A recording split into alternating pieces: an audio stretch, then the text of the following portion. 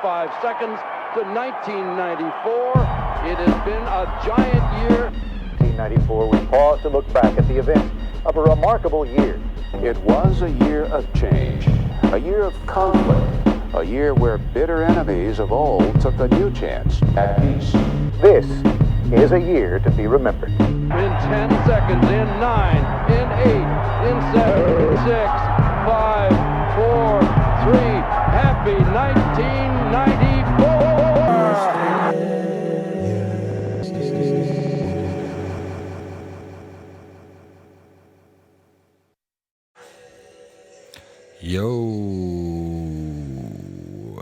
Yo, welcome to 1994 Was Yesterday. It's a podcast about hip-hop from 1994 to present, comparing hip-hop through the decades. We'll also talk about current affairs alongside the culture and all that includes everything to do with the culture, basically. Yes, sir. Follow us at 1994 Was Yesterday on Instagram. Subscribe 1994 Was Yesterday on YouTube. And yeah, what's up? How you doing? Good. How are you, brother? Good, thank you. I'm pretty hot. I know that much. It's warm in here and outside. It's hot and sticky. Oh, you're not wrong there, mate. I like my weather like I like my women. Fiery And pale. and wet as well from the floods now. From the floods, it has been raining, thank God. The fires have died down quite a bit, Yeah, which is awesome. I feel.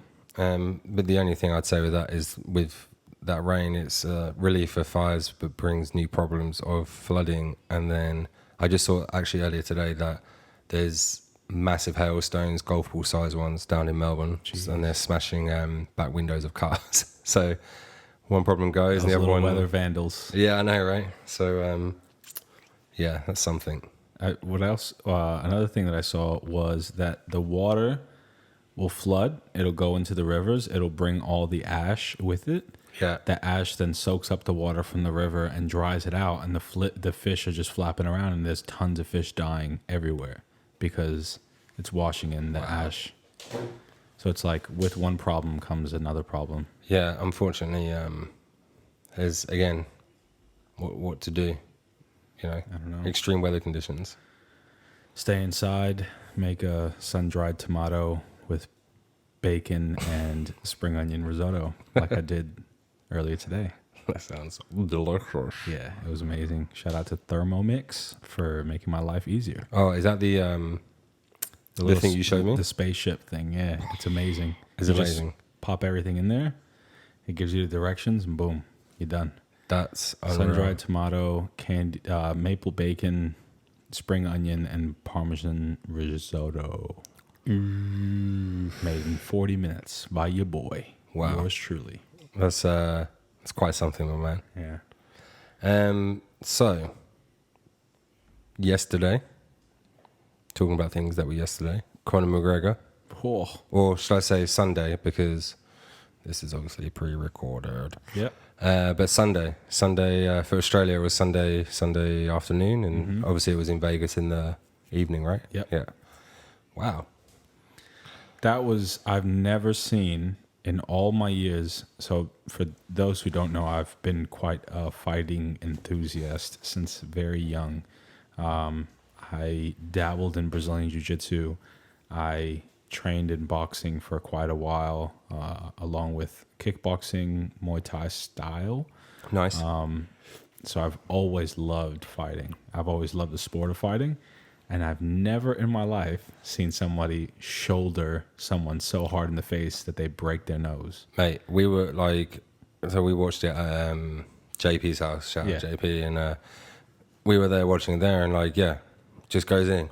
Bosh. And I was just like, Surely he has to move away at one point. right. But then I was also like, oh, is that actually legal? I mean, 100%. But obviously it is. But I was just like, is that legal? And I was like, yeah, of course it is. I was like, how come I've never seen anyone do that before? I mean, I'm not massively into UFC to the point where I've seen hundreds of matches, but the ones that I have seen, I've never seen anyone do that. So I was just like, that's a fucking smart move. No one's thinking of that. You know what I mean? Cat's out of the bag now, though.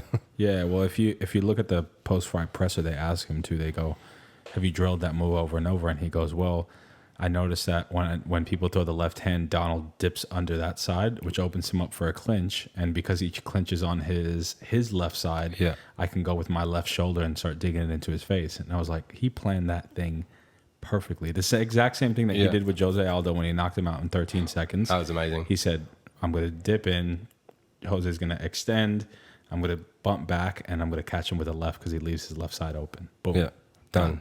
See ya. He said the same thing about the kicking as well, because I watched the what's it called? Post-fight presser? Post-fight press. And he had said that he knew that he was going to, that Cowboy was going to gear him up to, high kick Conor. And he was like, but with that, it leaves him open to get high kicked. Exactly. And that kick was perfect. I don't know if you could, I'm not like some professional UFC criticizer or anything like that, but yeah, it's got to be perfect. Like it was like perfect, like his foot was like perfectly across the jawline, and like his, like the front part of Conor's foot was like just behind like where the jaw is, and like the button, as they call it. Yeah, like you're done. You are Romeo done. There's a beauty in these new. Conor's what, 29? No, 30. No, 31. 31, sorry. Conor's 31, so he's part of the new breed of MMA fighters still. And that amount of precision that he uses is incredible. Same precision as New Zealand's champ Israel Adesanya. You got these guys that are snipers. Like he says, timing beats speed, precision beats power, and that's 100%. What do you think of him at this weight? I love him at this weight. Good. Good. It's gets good, me exciting. Yeah, it's good. I want him to face Jorge Masvidal. I want him to wipe out that whole division, and then I want him to. I mean, I say I want him, right?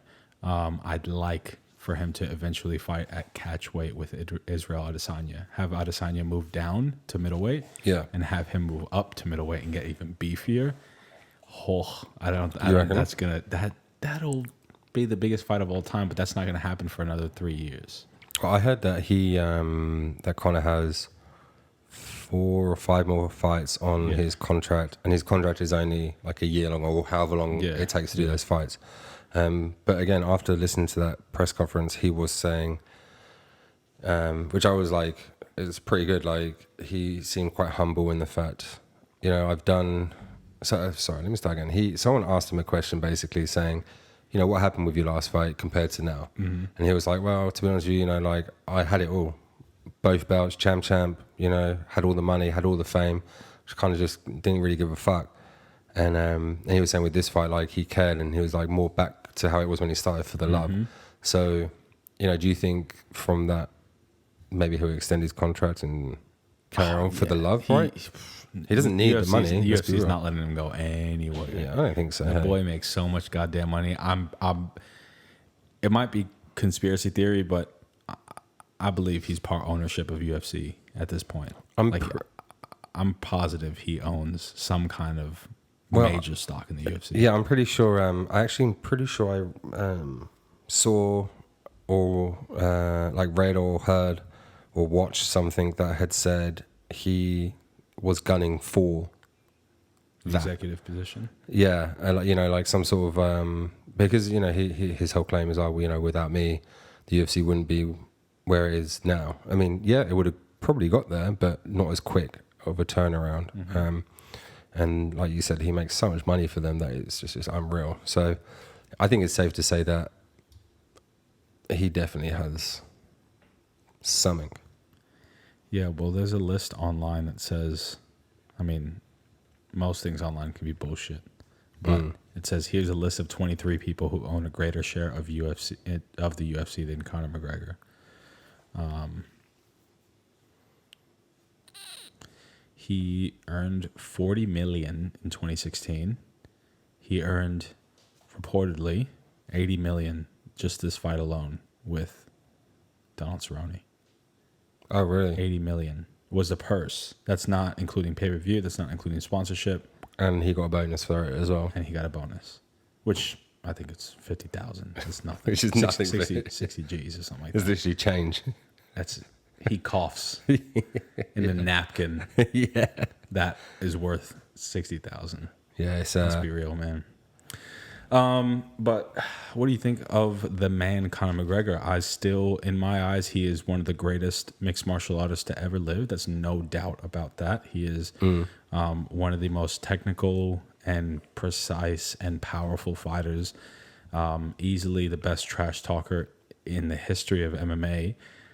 But I feel like his personal life still kind of gets in the way. And I'm nobody to judge because my personal life was garbage at one point. Everybody makes mistakes, but he still has allegations against him that, are to be frowned upon heavily. Heavily, yeah. I think, again, in the press conference thing, Dana was going on about how, McGregor's happier now, all the rest of it, that's why he was fighting better. That's why there was less trash talk, blah, blah, blah. But, I mean, I don't know, man. I think at the end of the day, unfortunately, it's going to be one of those things that whether he gets proven to be guilty, well, if he gets proven to be guilty, it's kind of one of those things that, like, people are going to forgive quite quickly. If he gets proven to be guilty for R word. Yeah, I know, but also if you look at it's not like his career will be over, but it's not like he still is this multi-billionaire. He's still I just don't think it will make that much of an impact on his life as one would think. But again, you never know. I mean, who am I to say what happened and what didn't happen? There's a lot of people who are absolutely mental psychopath people who, say things that aren't necessarily true or over-exaggerate the truth because that person is famous, etc. There's lots of instances in the past. Yep, that's true. Let evidence speak for itself.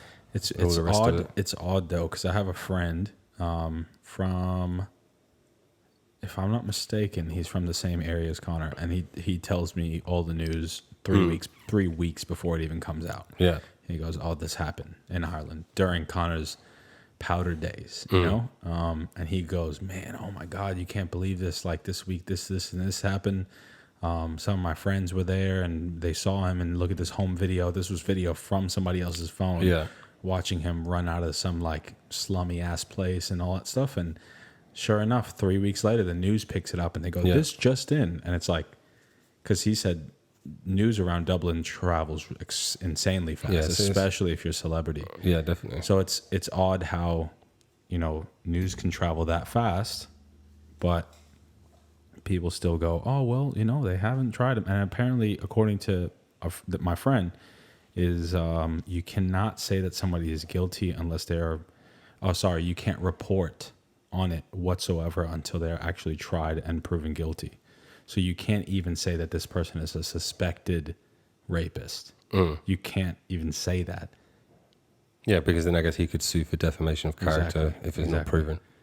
Yeah, I mean, we'll see how it plays out. I mean, hopefully he's a great fighter, but I don't know. It's still. I mean, it's also a bit of a character that he's putting on. You know what I mean? To be the good boy, because when you looked real quick in the octagon, a flash of him came back. Yeah, I saw that. And he just started getting all riled up again, and then he noticed what he was doing and pulled right back. Yeah, he composed himself. But I think it pulls parallels, and I want to go because you can go down the rabbit hole. But for example, with Michael Jackson, a really high caliber professional person at the top of his game, just like Conor's at the top of his game. Michael Jackson alleged of X, Y, and Z. Kids. All the rest. Yeah, you know what I mean. But people still.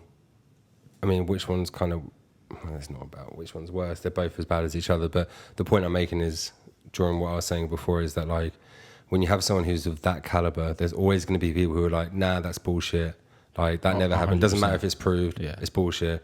And Michael Jackson, as his legacy, he still stands strong.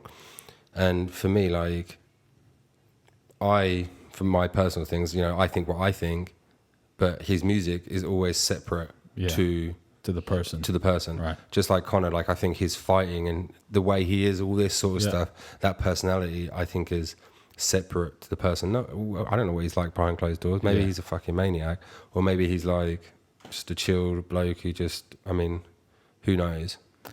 That's it. At the end of the day, who knows? And we can always speculate, but at the end of the day, it's not our life. No. So, but hopefully it all works out. Hopefully, for every party. For every party, yeah.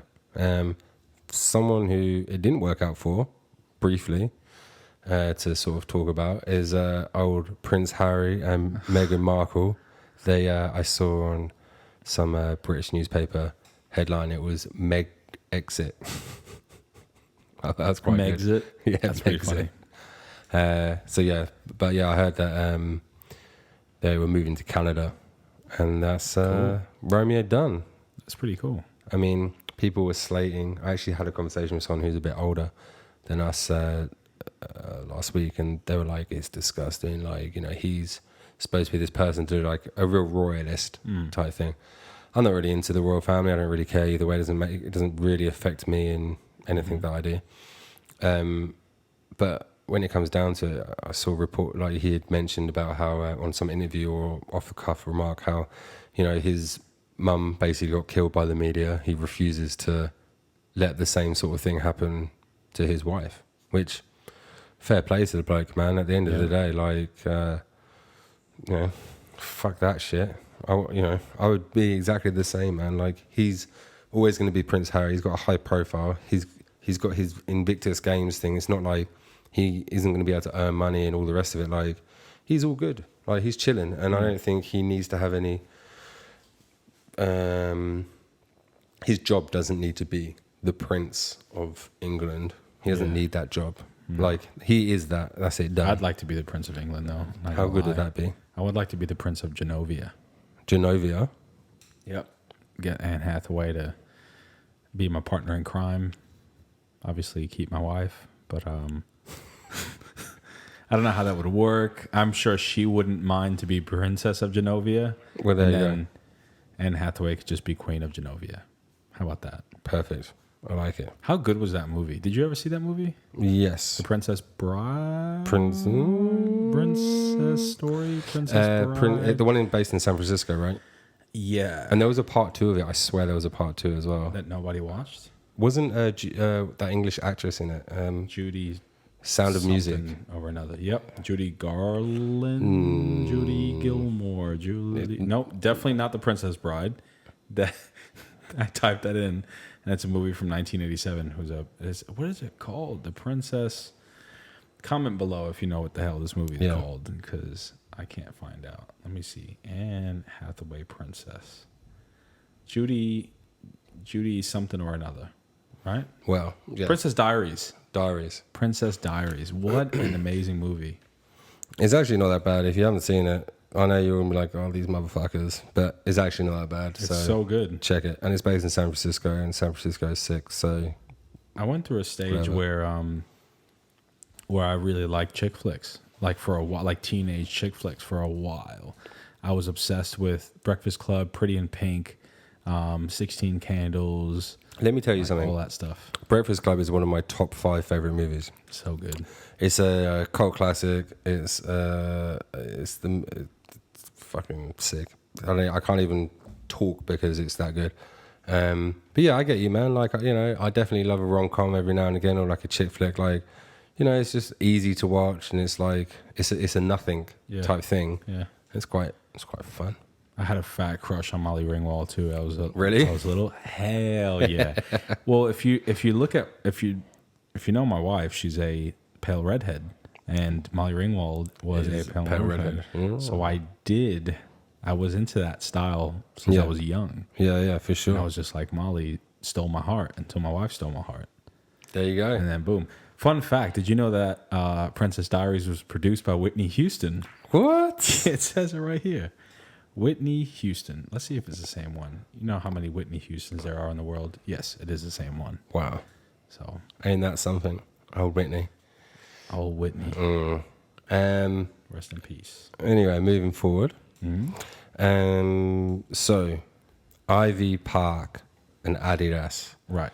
dropped on Saturday. Did you get a chance to have a look at any of it at all? I saw what you sent me. So, okay. So you're a bit more in the fashion loop than I am. I've removed myself from the fashion loop a little bit more once I started getting broker and broker. You're telling me, brother. Well, let's just say that I ain't afraid to. It looks sick. What? Okay, I like it. Let me tell you something. So the white. Oh wait, I only saw the burgundy, Okay, so there's a burgundy and orange colorway, and which then I like that colorway. and then I think, you know what it reminds me of? You been to the UK? No. Okay, so there's like Coles, Woolworths. There's a one in the UK called Sainsbury's, and the colorway is maroon and orange, the exact. We're gonna pop same. that. We're gonna pop Yeah, that. I'll throw it up there. It's ridiculous. How do you spell it? Sainsbury's, so like SAINBURYS. Sainsbury's. Sainsbury's. Is And it it's bank? no, it's a like a Coles, like a supermarket. So the uniform that they wear is burgundy, and Sainsbury's is in the same orange. It's ridiculous. So I typed in Sainsbury's. Yeah. And everything that has come up is Sainsbury is trying to sue Beyoncé IVY PARK collection for stealing their style. There you go. You're ahead of the curve, You heard my it man. here, And mate. this just came out 11 hours ago. There you go. You heard it here. Sainsbury's Well- is trying to sue Beyonce and IVY PARK for stealing their color scheme. I'm telling you, it's exact same. So yeah, I'll throw it up on the just up on here. So yes, I don't mind the colorway. The other colorway was just white on white. Now the white stuff, there's a hoodie, a sweater, and a t-shirt that are pure fire. Like I very much enjoy.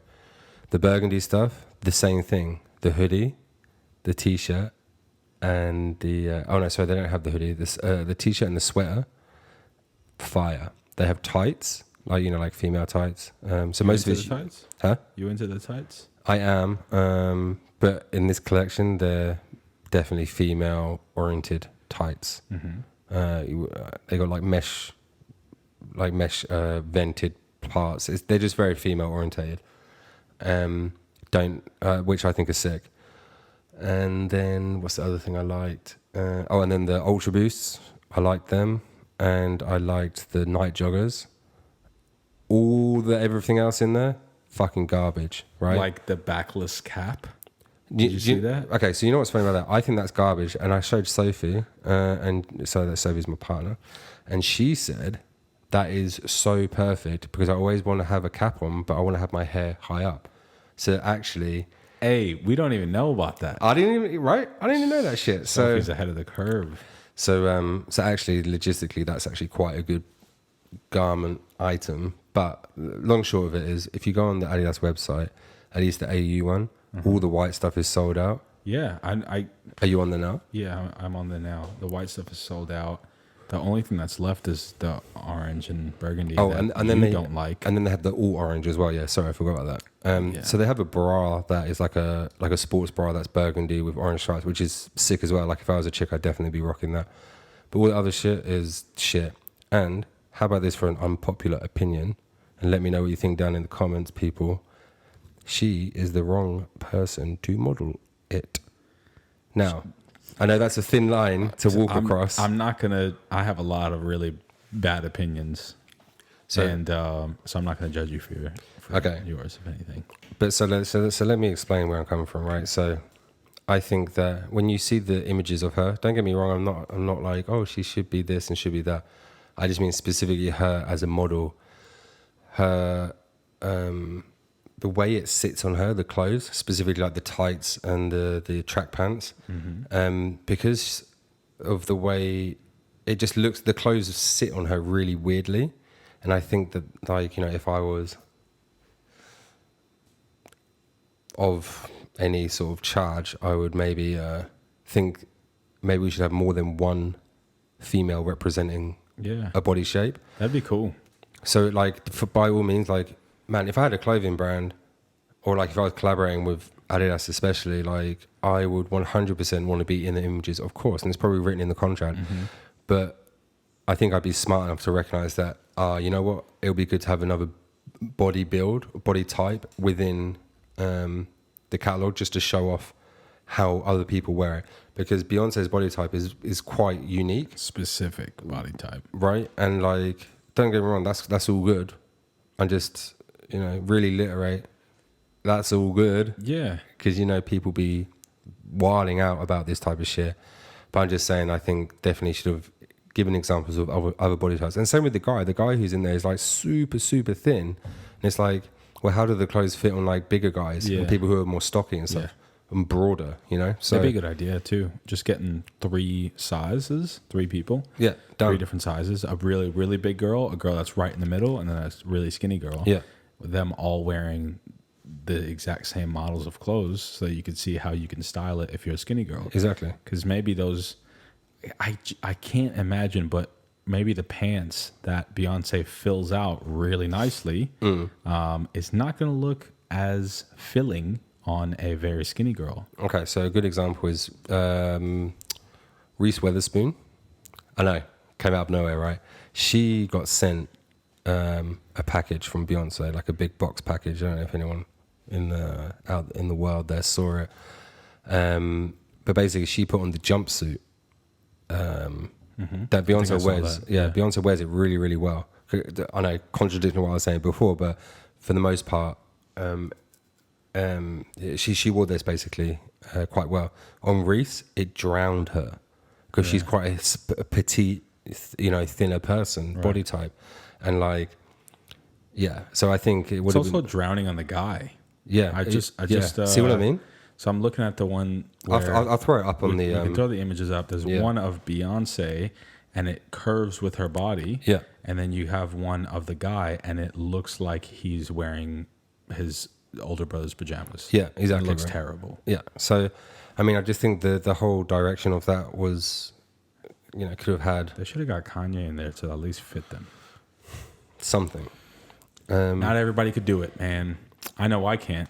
No, I definitely cannot. That's pretty much it. But anyway, so that's sort of like, I wanted just to mention that. But talking about Kanye, hip hop music, etc.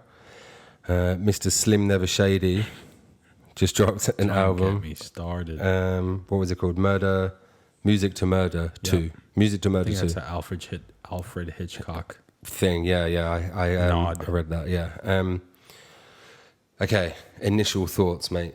It's absolutely trash, and he should never ever release any more music ever again. He's a genius. He's one of the greatest to ever do it. He has an immense legacy. He's impacted the world many times over and over again. He's raised 90% of people my age when it comes to hip hop. He's helped shape our thoughts. He helped people just speak out and not say whatever. He's produced one of the greatest movies that, you know, in relation to hip hop that has ever existed. Okay. And he needs to ride off into the sunset and just continue to be a legend and not taint that by coming back and continue to fight. I compare it to a boxer, let's say like Muhammad Ali, right, who was phenomenal and was the greatest to ever do it. Not saying Eminem was the greatest to ever do it, but in his regard, as a white rapper, he's the greatest white rapper to ever exist, right? I mean, I think so. Sorry. It's like Muhammad Ali coming back when he's way older, past his prime, and then just continue to try to fight, and he keeps losing. There's obviously Muhammad Ali fans that will keep going like, yeah, of course, that's still Clay, for him. keep going. Yeah. But I just can't. I can't look past everyone that says that his album is awesome or they're excited for, are like really bogan Australians or like rednecks and like all these people that they felt like they had a bit of a voice in hip hop because he was around and they definitely did and he definitely did. But the people that are supporting him now are just supporting him because he's Eminem, not because the music is any good. So these are people that their opinions by default suck most of the time. And this opinion also sucks. So I got into a little bit of a tit for tat with this kid on Facebook. Oh, yeah? What happened? Well, he just posted about the new Eminem album, and I was like, man, save your time. It's really bad. And he's like, I don't know what you're smoking, but this thing is amazing. And it's like, I'm smoking something better like, than you, that's for what the sure. heck? Like, are you kidding me? This doesn't make any sense. Like, dude, I'm sorry, but we bought the character of Eminem. You know what I'm saying? We bought the character of Marshall Mathers Eminem. Yeah, absolutely. When you come back and you're writing love songs and you're teaming up with Ed Sheeran, that's not the character. You're changed the whole different character. That's like trying to bring The Godfather 4 and make it a comedy. Yeah. It's the exact same thing. It's like, don't ruin something that's awesome. Just close that chapter and now come back as something else. How about you produce other people instead of just coming back and trying to change the whole genre again? And then he's trying to mix like weird little like aggressive songs with like love song. Like, what the hell is going on? This has no flow whatsoever. Yeah, it does seem specifically with some of those tracks that are like that. It does seem all over the place. It seems like he's trying to prove a point because he tries and does some of that like mumble stuff, and it's like, bruv, you don't need to do that. Like, you can rap really quickly and without it being all slurred and bullshit. It's like, just stick. I understand that, like, maybe creatively it's more fun, all the rest of it. Then just release a mixtape, just a chill, that's whatever. Like, who gives a shit? Like, this is for fun thing. And if it's sick, it's sick. If it's not, then whatever. But like, that my first impressions were, I was listening to the intro. I was like, all right, cool. Listen to the first track. I was like, oh, this is not so bad. And then it just got worse and worse and worse. It's like, oh, you got all these big names. You got Royce the 5'9", all that, and it's like, it's shit. I can't believe they even co-signed on that stuff. Man, you could tell that the money must be tight or something. There's got to be something going on, because I mean, why would you bother? I mean, I don't know. Maybe he's just surrounded by a lot of yes men. You know, I guess a lot of the time that happens, and people are like, "Yeah, that's sick, that's sick." Like, 50 Cent was surrounded by a bunch of yes men, and look how he turned out. I know, unfortunately, man. Like, I actually, Sophie and I just watched Get Rich or Die Trying, like for the 50 millionth time. But this is the first time she saw it, and she was like, "Oh, it's really, really good in that." And she's like, "Oh, like I don't think I really listened to it that much." And like, I was like, "Don't worry about any songs, any albums except for the first one." Yeah. Get Rich or Die Trying was sick. Another one that goes down in the hip hop greats. You know what I mean? Like, it was just a banger. Every song was a banger off that album. Yeah, and you know what? I'm definitely not someone who's like a massive fan of 50 or even Eminem, old Eminem. But like, fuck, bro, why didn't someone just sort of shake him? Like, Royce is supposed to be his mate, like his boy. Or why don't he or anyone from D12 just be like, yo, what the fuck are you doing? This shit's whack. But they don't want to. But he can do something. This is the issue is that he can be better. Yeah. Like, I know the past 4 or 5 albums or whatever is shit, but there is proof in the pudding. But if your past 4 albums are shit, that must say something, bro. It's not everyone else, it's you, bro. Like, that must say something. That's like being with meeting a girl and her going, oh, I had 10 other boyfriends, but they're all crazy. It's like, it's a red flag. Oh, man, just the like biggest red Dre, flag. somebody has to go in there and go, listen, man, you only have a couple tries left before you ruin your reputation. Yeah. Because right now, to be honest with you, if another Eminem single ever came out, I won't listen to it, probably. And I'm not saying this from a high horse at all. My listen means absolutely jack shit in the sea of people that are listening. He is making millions off this album right now as we speak. He can fart for 5 minutes straight and it's going to make millions of dollars because it's Eminem.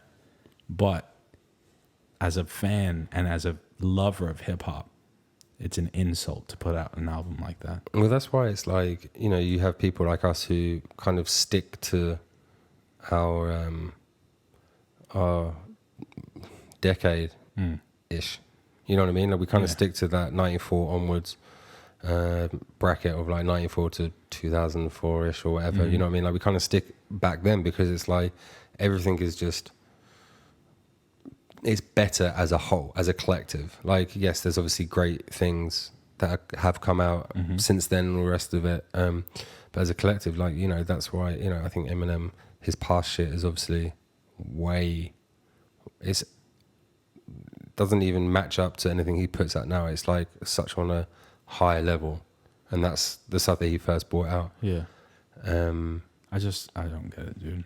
Like, Yeah. and I love. I'm someone that I love old hip hop and I love hip hop of today. I listen to someone like Earl Sweatshirt, and everybody and their moms is listening to his most recent album and going, "This literally sounds like nails scratching on a chalkboard. This is horrible." Yeah. But I can look past that and go, okay, poetically, what is he trying to do? For some reason, I can't look past this Eminem album and see, okay, poetically, what is he trying to do? Because he's featuring people that are only radio banger moneymakers. Yeah. Which is clearly, he's trying to put himself in the radio banger moneymaker section. Meanwhile, Earl is featuring people who you never heard of, his neighbor from across the street. You know, meanwhile, he's a huge artist, but he's featuring people like his neighbor from across the street. Eminem's featuring, and I love Ed Sheeran. I'm someone who, I think Ed Sheeran's, he can slap. You know what I mean? Like, he can put together some bangers for sure. But it's just so odd. Just, I don't know. And again, like, yeah, I might get to that point where I'm 40 something years old and I'm still making music and people going, fuck, this kid didn't bump from when he started. Yeah. Why is he still going on? And Eminem's probably just doing it for the love of it. He doesn't give a damn what we think. Yeah, that's true. And that's rad. But surely when you put out music, it opens up to interpretation. And we're just giving our opinion. Yeah, I mean, you have someone who releases something like that who is live and kicking, and then, you know, the same day or the same period of time, you know, you have Mac Miller dropping Circles, and it's such a contrast between the two, and it's like, wow. Like, I listened to them, the first time I listened to both of them, I listened to the Eminem album first, and then Circles back to back. And I was like, oh, how refreshing is this? Yeah. Fuck, this is, whew, I can relax and like just chill and like really like dive into the tunnel of like the album that is Circles. Yeah. You know, really sort of like take that deep dive into Mac Miller's fucking Circle ocean and just immerse myself. It's so good. That amazing. Entire album is absolutely flawless. From track one. It makes you a bit emotional too. Oh, it's all that, mate. All that. Emotional roller coaster, that whole album.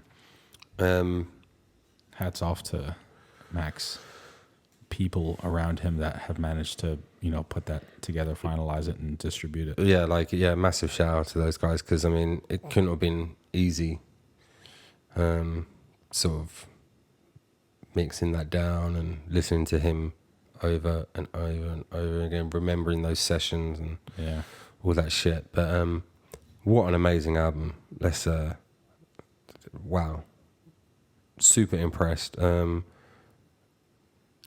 you think that it is his best album that he in his discography? No, discography? Do you think people still say that? I'm not gonna lie, I'm not, like, I don't think it's, then again, I've only listened to it a couple times.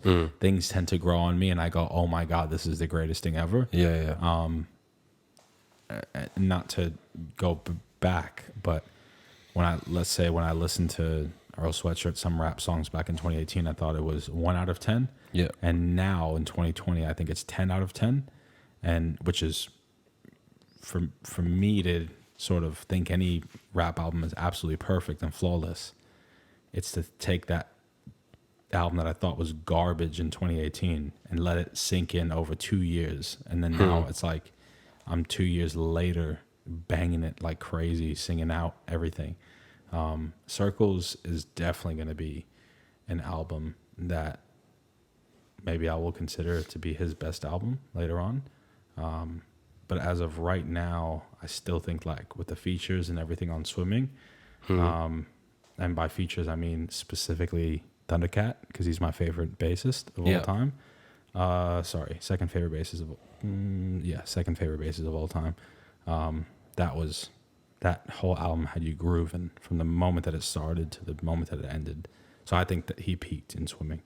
But Circles is just a continuation from Swimming, really. Yeah. It's just that season 2. Yeah, right, okay, yeah. What about you? Yeah, I think I would echo that for sure. yeah, I definitely am more inclined to the more upbeaty type beats, but yeah, I think I think I definitely echo you for sure. Also, 070 Shake, shout out Jersey. 070 Shake released a new album. I think it was yesterday. And everything she's been putting out is really good. I listened to the album. I was really excited. And she put out, for the past 6 months, she's been putting out singles. And sadly enough, the only memorable or good song, I shouldn't say good, the only memorable non-background music songs on the album are the 6 singles that she put out. And I'm so not a fan of people putting out singles and then putting out an album and including all those singles into the album, because I feel like it's cheating. Yeah, because then you just got 6 songs out of what people do 12 now or something ridiculous. Exactly, yeah. So half the album. So I know half the album already, and I think that they're already good. So now it's going to drop the level of all the other stuff. What do you think about that? You know, when we were growing up, we would get 22, if not a 2-disc of 22, and now people drop 12, 8-track albums. 5, yeah, and they're shorter. A lot of the time, 2 minutes long. I like it because of the science behind it, where now we can put out music way quicker. I can record something today, and next week it'll already be on Spotify, right? 'Cause, give or take, it could really be on Spotify in about 3 days. But you have someone like, let's say, Kanye, who produced and put out those 5, I think it was like 5 different tapes.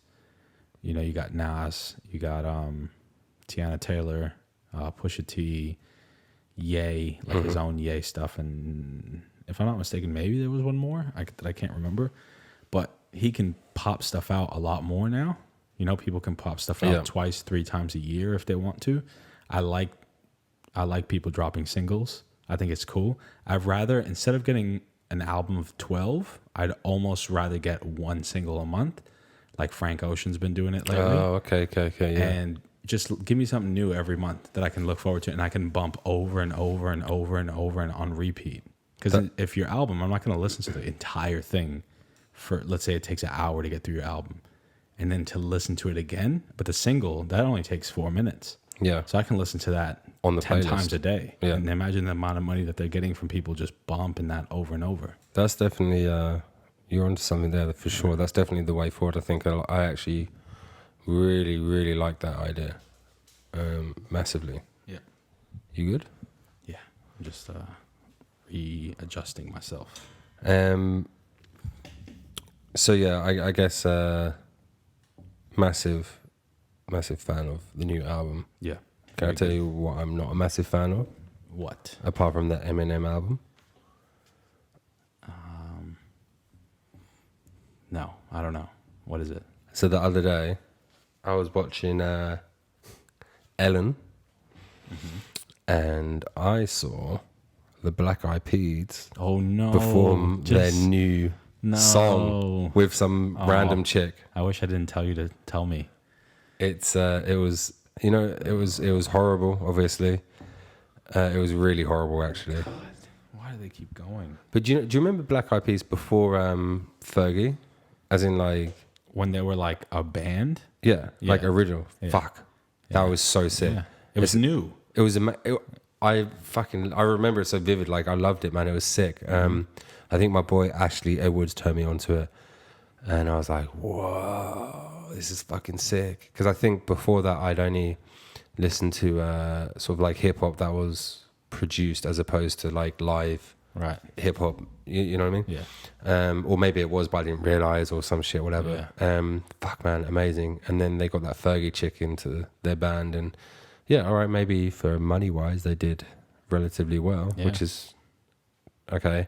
But fuck, man, that was such a shit move, because I always would say, this sucks, but remember the old Black Eyed Peas. Fuck. Yeah, man. That's weird. It's almost like Fuji's coming back without Lauryn Hill. Yeah. Which would be incredible. Shout out Wyclef. If you can please at least have our Fuji's reunion tour, that'd be sick. I beg of you. I would pay the coin for that. I would probably donate one of my kidneys for that. Could you imagine how sick that would be if they did the score? The whole score just came out, did the score, and went back home. It's like Wu-Tang when they were on their 36 Chambers tour. Yeah. Everybody there, well, apart from ODB. Yeah. I think his son was there, though. But his son was there. That's right. Yeah. Wow. That'd be incredible. And then Nas, he did his Illmatic tour. Fuck. Yeah, that'd be amazing. That would be really good. Is there anyone else that you would like to see sort of do take their iconic album and sort of do a world tour? I'd have to get back to you on that. That's a really good question. It's and a I feel toughie, like I don't want to waste it on someone shitty. For all you people out there, hit us up on Instagram or write down in the comments, you know, if who you'd like to see come back and sort of just do their thing on a world tour. I think for me it would definitely be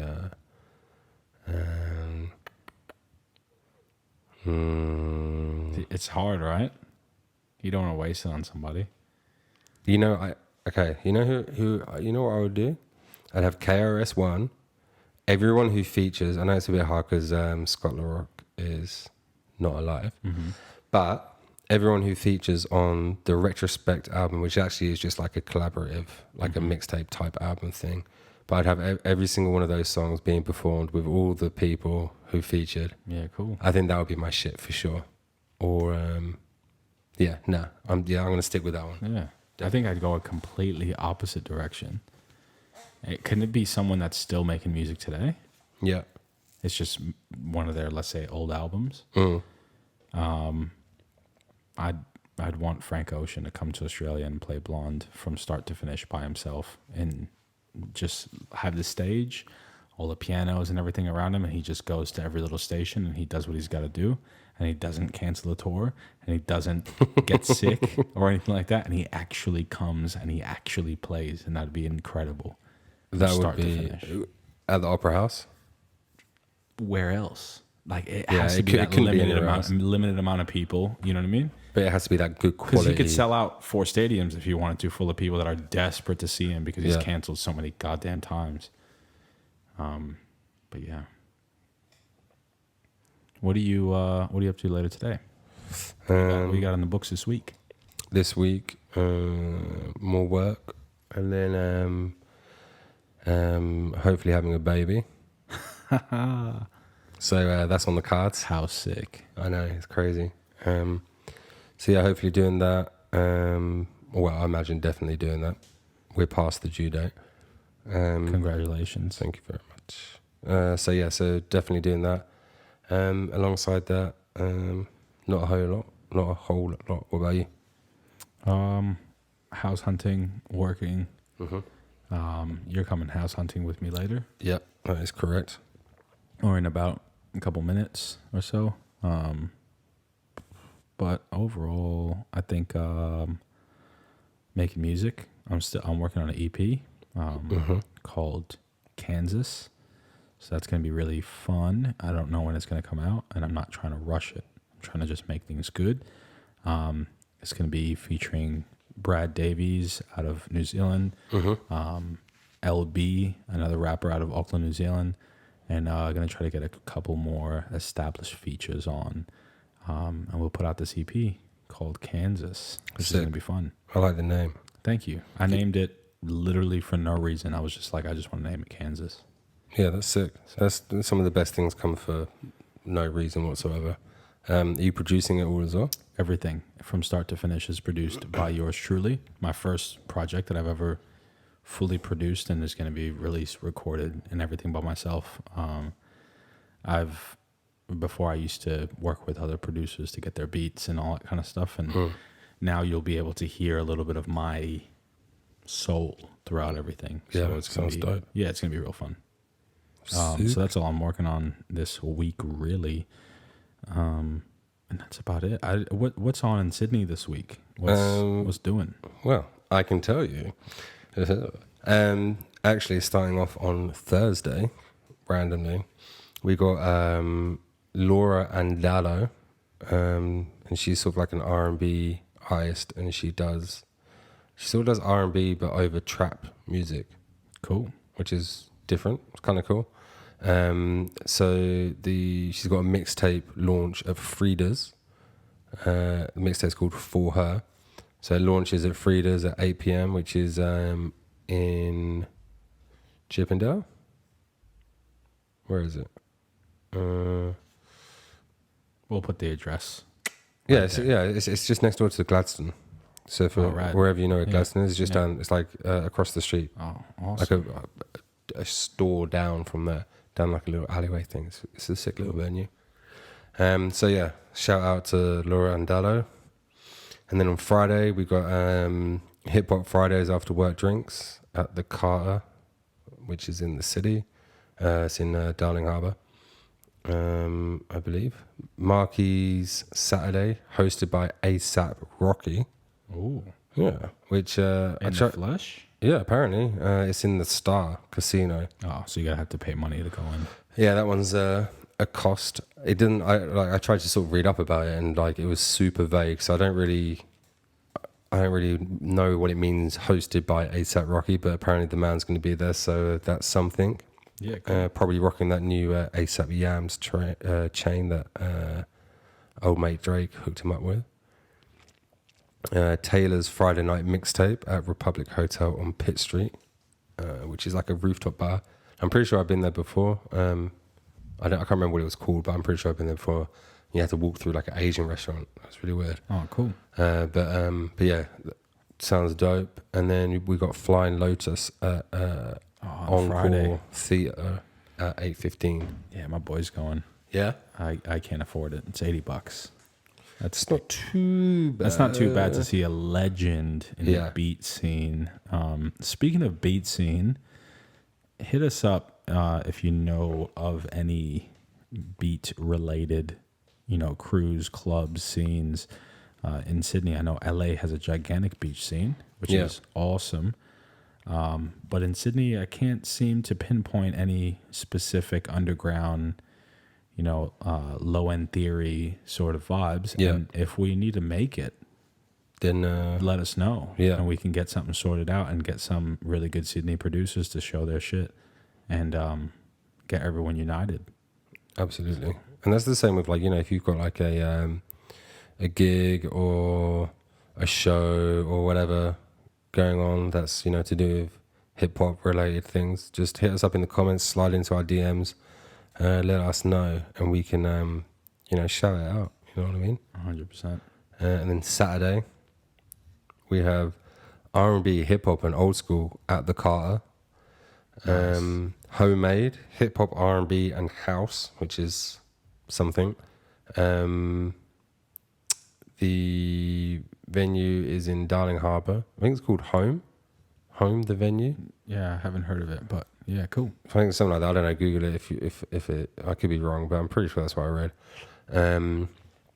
We got one day DJs at Beach Road Hotel, which is in Bondi Beach. Mm-hmm.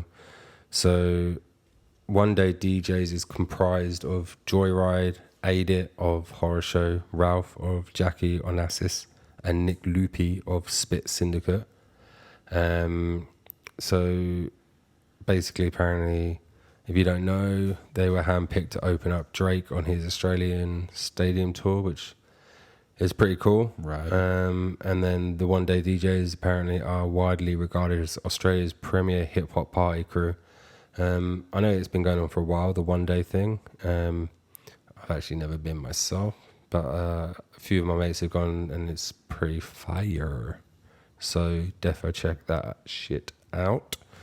And then Fire Bars is a charity cypher / performances at the Gladstone, which is in Chippendale. So it's just up the road from Frida's. Mm-hmm. And they're raising money for the fireys, like the firefighters and regional firefighters out here. So it's like disaster resilience and recovery fund. Open mic starts at 7:30 to 8 at the Gladstone. So that's definitely not one to miss. I think it'll be good. It's, basically step up, open mic, freestyle, see what's going down. And then I guess some people. You gonna go freestyle? Me? You never know, but probably not. And then the last one is the Lunar Block Party starts on Saturday. So again, it's another bushfire fundraising jam starting at 2:00, Darling Square under the Pier Street Bridge. Basically, there's going to be like breaking workshops, breaking battles, DJs, showcases from some dope dance crews. Cool. Basically, it's just like a block party. Everything's going to be going on. So yeah, basically, if you're keen, go down there and hit it up. But yeah, like I said before, if there's anything that you guys want to shout it out or get the Sydney to know what's going on, hit us up. We'll be happy to shout you out. 100%. And sort of just on another ting, this week / day in 1994, just to bring it circular. Full circle. For all you cricket lovers out there, which is basically just Australians, because I'm not really a fan of cricket, Angel. I'm not a fan of cricket either. But regardless, Australia beat South Africa 2-1 to win cricket's World Series Cup lost in 1994. Big up South Africa. Big up. And we mentioned Michael Jackson earlier. Apparently this week he got accused of molesting a 13-year-old boy and settled a civil lawsuit out of court. Out of court? Money. So basically your man is probably guilty. Allegedly. Why else wouldn't you want a fair trial? Yeah, exactly. And talking about fair trials and people who are fucking idiots, R. Kelly. Ooh, I bet he wishes that. I bet he believes he can fly right now. I'm sure he does. He wishes he can fly. But this week in 1994, he released "Bump and Grind," which, let's be real, was fucking awesome. Banger. Great Again, song. separating the man from the music. Just Exactly. because we enjoyed the song does not mean that we enjoy the man. Exactly. Yeah, I don't really feel like I would ever want to get pissed on. So Yeah, at all. that's weird. Hard pass. Yeah, yeah. Thanks. Stiff arm. Yeah. But yeah, man. For all you people out there listening on via podcast or iTunes and Spotify, slide into our DMs if you've got any questions or comments and feedback. All you YouTube watchers out there, or if you're just listening via YouTube, come and drop a comment. Let us know what's going on. Again, any questions that we can answer. If you've got any topics that you want us to sort of cover and talk about and stuff, we'll be down for that. Best believe. So yeah, basically, again, you can find us on Instagram at 1994 was yesterday. YouTube, 1994 was yesterday, standard. And yeah, that's it. Easy peasy lemon squeezy. Thanks for listening, y'all. Peace. Peace. We out.